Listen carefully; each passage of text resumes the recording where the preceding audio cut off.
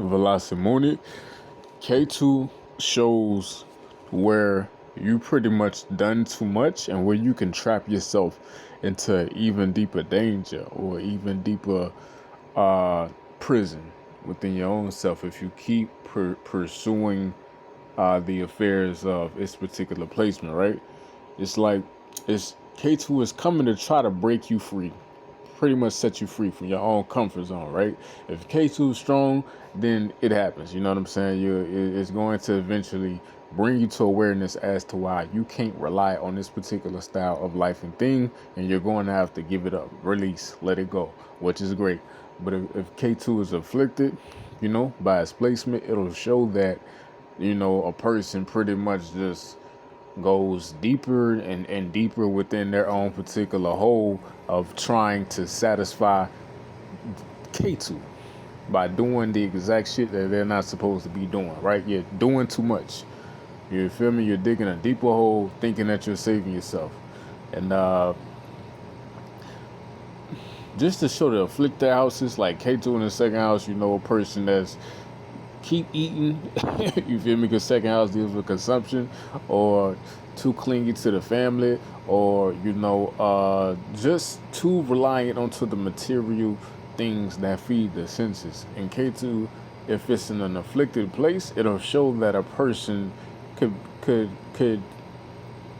naturally accrue debts, naturally, get into a situation to where they just have a bunch of shit that's around the house, maybe a hoarder. They can't let go shit, shit just all over the place. Just naturally trying to fucking accumulate shit. So whether they become a fat motherfucker or whatever, you feel me? Just naturally accumulating shit that could lead to death that could lead to further complication, right? K2 in the third, which is an affliction, right? Split-minded, right? It can make a person, don't get me wrong, like K2, wherever it's placed at, it's always going to show that a person has a degree of mastery and intelligence in that particular area of life. But for the afflicted, K2 in the third, too much of a low personality. It can show a split in the personality. Too much engaged maybe in small talks, you know what I'm saying, gaming, frivolous activity, not necessarily more serious shit that the person should be engaged within, right? Too much of a diverted attention.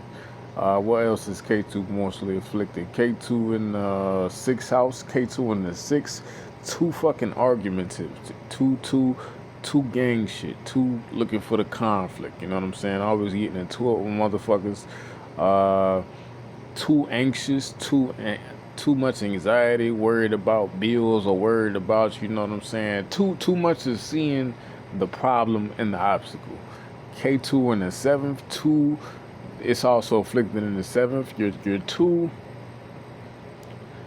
focused, too attached to the partnership, too worried about the marriage or another person completing you, or you know what I'm saying, some type of divine Oceanian union of some sort. You're too worried about that, too attached to the other person. You can attract horrible fucking partners.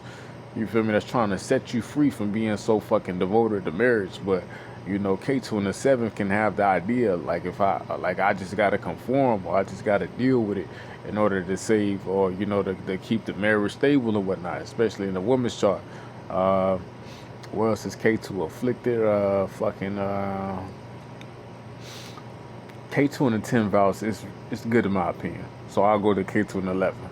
K2 in the 11th, you're too reliant on associates, corporations, or other stamp of approval for you to succeed. The person is very excellent with K2 11, very masterful, very talented, you know what I'm saying? But it's like